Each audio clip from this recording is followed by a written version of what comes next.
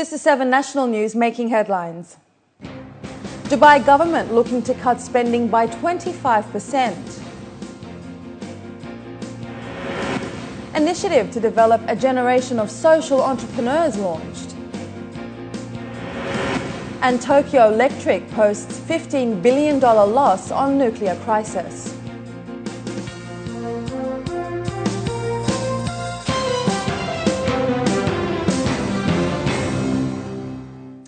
The Dubai government is looking to cut its spending by up to 25% in a bid to create a budget of 3.5 billion dirhams by 2013.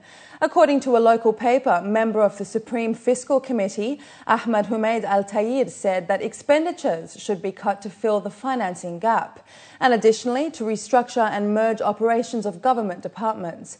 He also urged government departments not to increase their revenues through fees and taxes.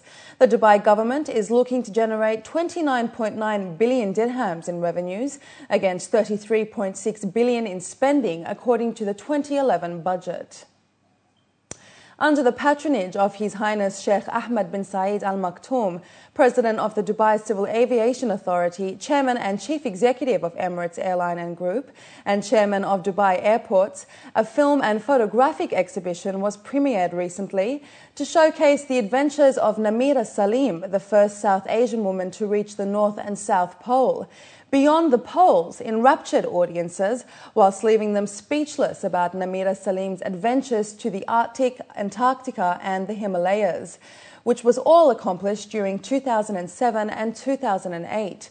Namira is also the first Asian woman to skydive over Mount Everest and is presently appointed the founder astronaut of Richard Branson's Virgin Galactic spaceflight project.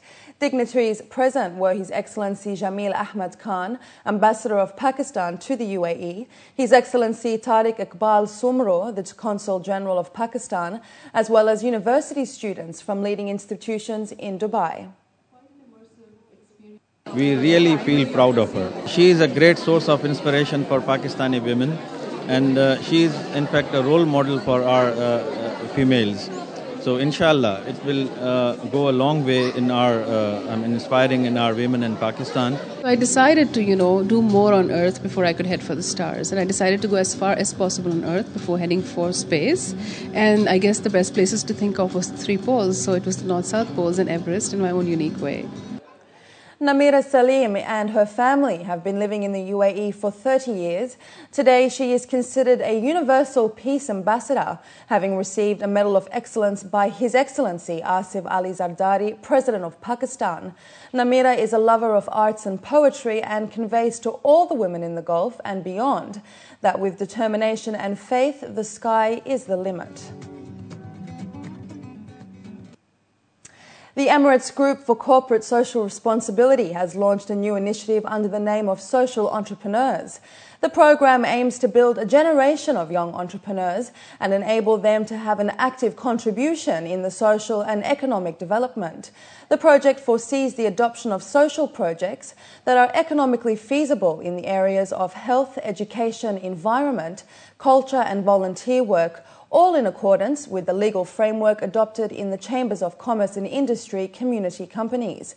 According to a local report, Dr. Adela Al-Shamiri, founder and chief executive of the Social Entrepreneurs Foundation, said that the initiative is the first of its kind in the Arab world. Al-Noor Training Centre for Children with Special Needs organised a blood donation campaign recently. Senior officials at the centre say this is an effort to give back to the community while further promoting the integration of special needs individuals into mainstream society. The centre has been instrumental in endorsing and upholding the important role that people with special needs play in the community. Khadija Salih has this report. This is the first ever organized bloodletting campaign by Al-Noor Training Center for Children with Special Needs in cooperation with the Ministry of Health. Among the first to give blood was the center's director, who says this activity is their way of showing gratitude to the community's continuous support to the children over the years. As a community, there are different sectors of the community that need a different kind of help. We are always going out into the community asking for help for the cause of special needs. But we would also like to let people know that people with special needs can also participate in civic responsibilities, and they also have the ability to give back in some way.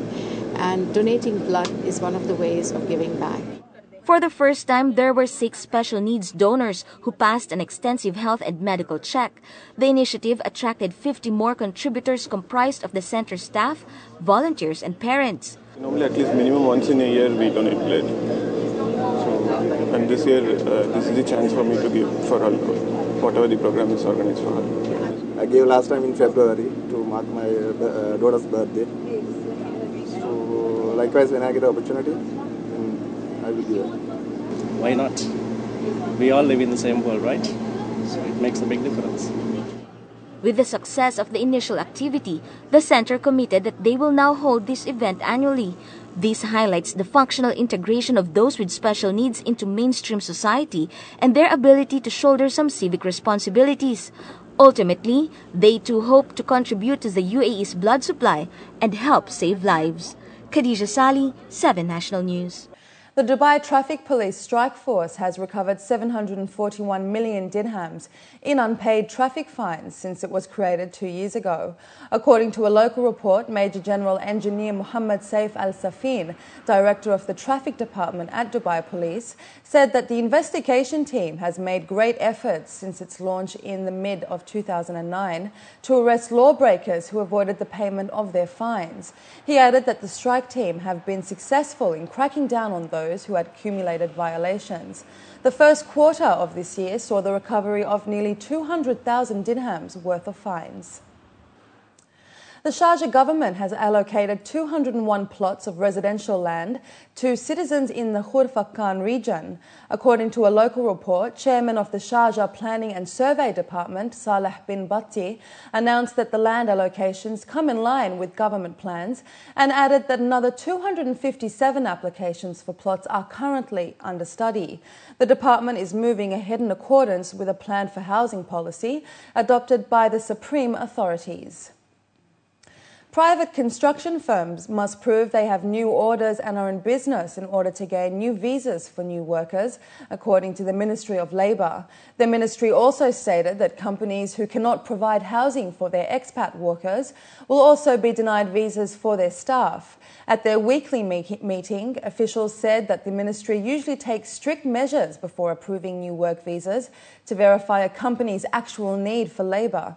They said that this is particularly applicable to construction companies. The ministry will evaluate the actual need of this company for labour and take a decision on whether to grant or deny permission for new work visas. Looking abroad now, the Colombian region of Sucre was coming to terms with severe flooding after many residents lost their homes due to the intense flooding. Victims were forced to make temporary accommodation by outlying roads as their houses lay buried underwater. Colombia is experiencing the worst rainy seasons in history. Heavy rains have been plaguing the country for months and have been attributed to the La Nina weather phenomenon. The especially wet rainy season has affected over 3.3 million people and destroyed tens of thousands of homes. An explosion that occurred on Friday night at a factory owned by Foxconn in China killed 2 employees and injured 16 others, according to the state news agency. The factory, forced to halt production, is set to produce the popular iPad 2 for Apple, who is now investigating the deadly explosion. Foxconn, Apple's main manufacturing partner, said in a statement the explosion happened at about 7 p.m. local time and added that production has been suspended at the site of the explosion until the completion of the investigation, stressing that employee safety remains the company's highest priority. Up next, we have the day's business news, so stay with us.